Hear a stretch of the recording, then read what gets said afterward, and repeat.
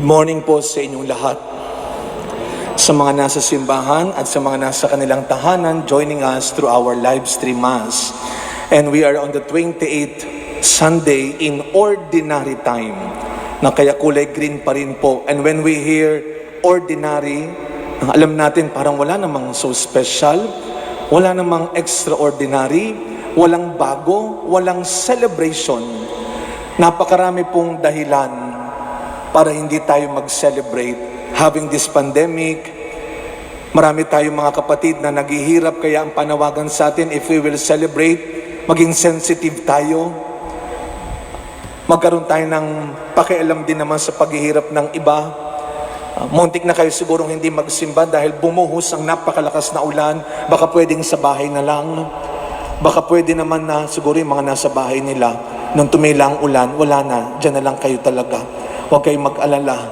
Wala namang pinagkaiba ang biyaya ng Diyos sa mga nasa simbahan at nasa tahanan. Ang biyaya ng Diyos, sabi ni Kristo, kagaya ng ulan, papatak sa lahat. Babagsak sa lahat. Nasaan ka man. The grace of God will always be upon us. At kahit po ordinary time, kahit may pandemya, hindi ko sinasabi na biyaya ang pandemya. Naku po, wag natin sasabihin biyaya ang pandemya. Maraming namatay, maraming nawala ng hanap buhay.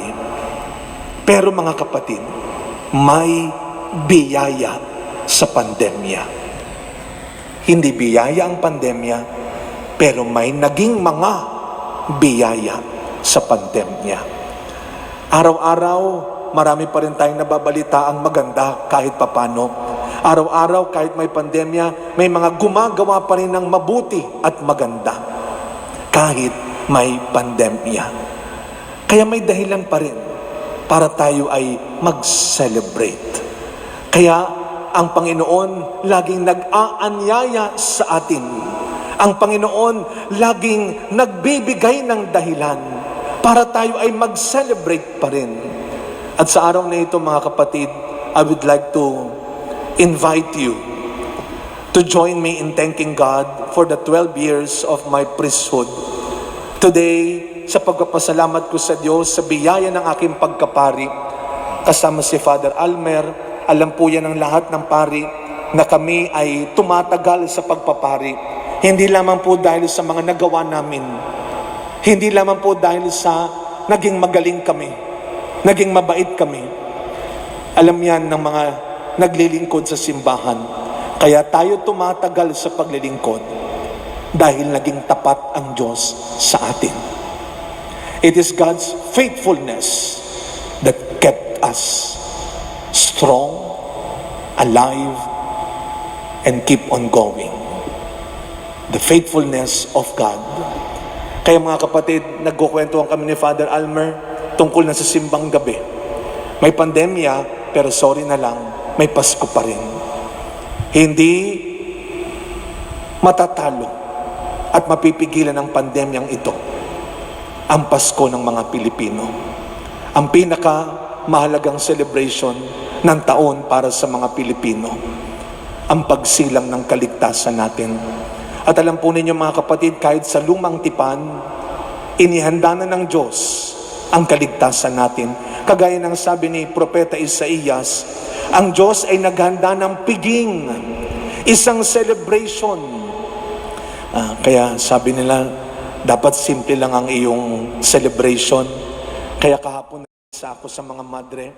Sabi ko sa mga madre ng Missionaries of Charity, tomorrow, I will be celebrating my anniversary.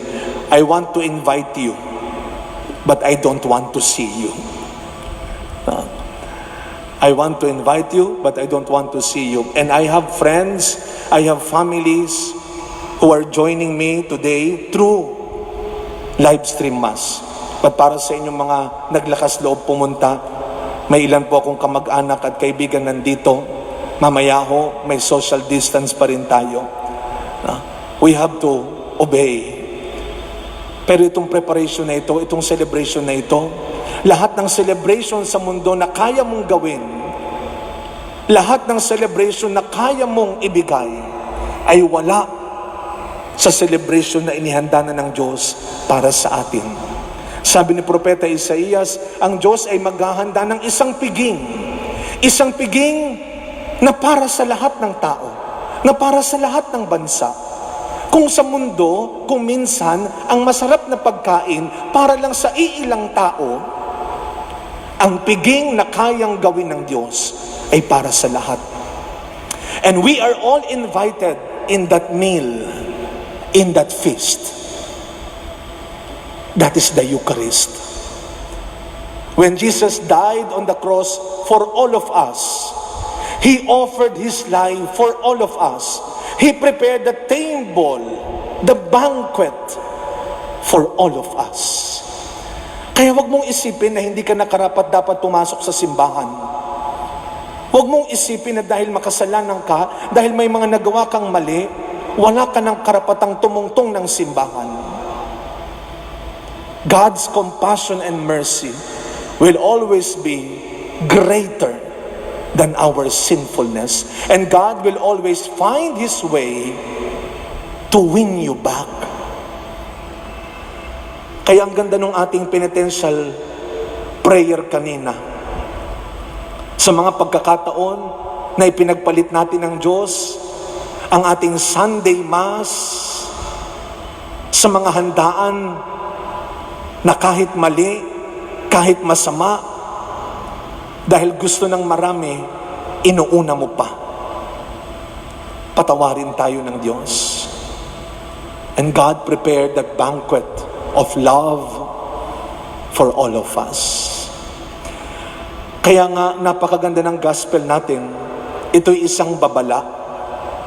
Yes, lahat imbitado, pero dapat tama ang suot mo.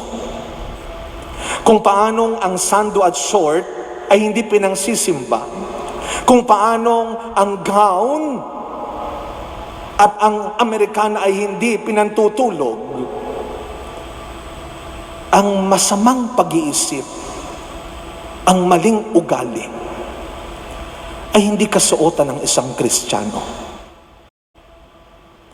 Do not wear your evil thoughts, your bad attitude, your sinful mouth. Always wear your Christian garment. Always wear the cross of Jesus, not just on your chest, but in your heart. Always wear the name of Jesus, not just like your jeans, but as your lifestyle. Let us always wear Jesus in our life. Sa panahon na ito ng pandemya, kung sa taon na ito, ako ay nabigyan ng pagkakataon ng Diyos na makapaglingkod, kagaya ng maraming tao. Lahat ho ng mga nagawa natin ng parokyang ito sa panahon ng pandemya ay hindi lamang gawain ng isang simbahan, ng isang pari, ito'y gawain ng bayan ng Diyos. Kaya nga ang ganda ho ng halimbawa ni St. Paul in our second reading.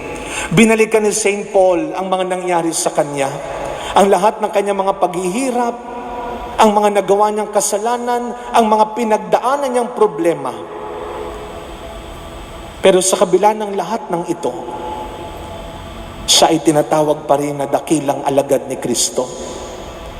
Hindi dahil sa kanyang kabutihan lamang at nagawang maganda at naituro sa iba. Sabi ni San Pablo, ang lahat ng ito ay dahil sa lakas ni Kristo. Mga kapatid, araw-araw ang pasasalamat na dasal natin, salamat sa Diyos, nakakaraos. Ako umabot ng 12 taon. Salamat sa Diyos, nakakaraos. May isa pong magandang sinabi si Mother Teresa na dadaling ko ngayong panahon ng pandemya, lalo na kapag may bago siyang pinagagawa. Ginawa pa nga itong t-shirt ng mga kasama kong nagbo-volunteer, kagaya ng mga ICM natin. Ginawa nila kami ng t-shirt. Yung isa sa mga sinabi ni Mother Teresa, if it is the work of God, it will continue. Sa loob ng 7 buwan, na may mga dumarating pa ring donasyon at may mga tao, may mga pamilya, may mga individual, mag-asawa, magkaibigan na dumarating sa simbahan para magbigay ng inyong tulong, para maging bahagi ng ating pagtulong. I think and I believe this is the work of God. Kasi sabi ko, Lord, if what and we are doing is no longer your work, then stop it.